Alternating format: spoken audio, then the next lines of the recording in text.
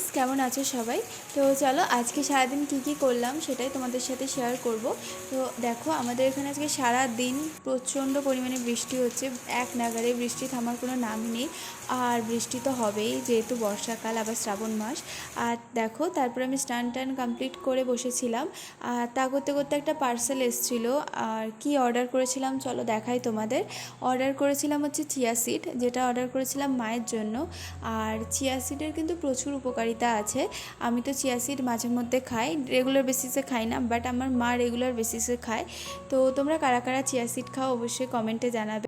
আর তারপর আজকে দুপুরে আমাদের রান্না হয়েছিল হচ্ছে খিচুড়ি। যেহেতু বাইরে এই পরিমাণে বৃষ্টি হচ্ছে, তো খিচুড়ি তো না খেলেই নয়।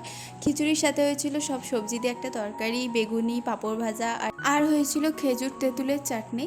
তো তারপরে দুপুরে একটু ঘুমিয়েছিলাম, আর ঘুম থেকে উঠে বিকালে একটু চাও খেয়ে নিলাম। আর দেখো, এখনও একই পরিমাণে বৃষ্টি হয়ে যাচ্ছে, বৃষ্টি থামার কোনো নামই নেই। আর তারপরে চাটা খেয়ে আমি বসেছিলাম হচ্ছে আমার বিয়ের অ্যালবামটা নিয়ে। আমি এই বাড়িতে এলে মানে একবার করে বিয়ের অ্যালবাম দেখব।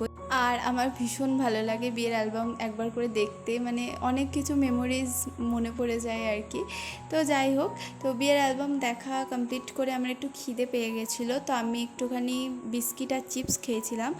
আর তারপর আজকে রাতের ডিনার কমপ্লিট করেছিলাম হচ্ছে আমার ফেভারিট বিরিয়ানি দিয়ে, যেটা আমার আর বোনের জন্য বাইরে থেকে কিনে আনা হয়েছিল। আর বিরিয়ানিটা খেতে জাস্ট দারুণ ছিল, বাট বিরিয়ানি চিকেনটার থেকেও আলুটা দিয়ে খেতে বেশি ভালো লাগছিলো। এমনিতেও আমার বাইরের বিরিয়ানি চিকেন খেতে অতটাও ভালো লাগে না। আর তারপর রাতের খাওয়া দাওয়া কমপ্লিট করে মুখে একটু ফেস প্যাক লাগিয়েছিলাম। আর আমাদের বিড়াল ছানাটাকে দেখো, ওর গার্লফ্রেন্ড ওকে ছেড়ে চলে গেছে, সেই জন্য মন খারাপ করে বসে আছে।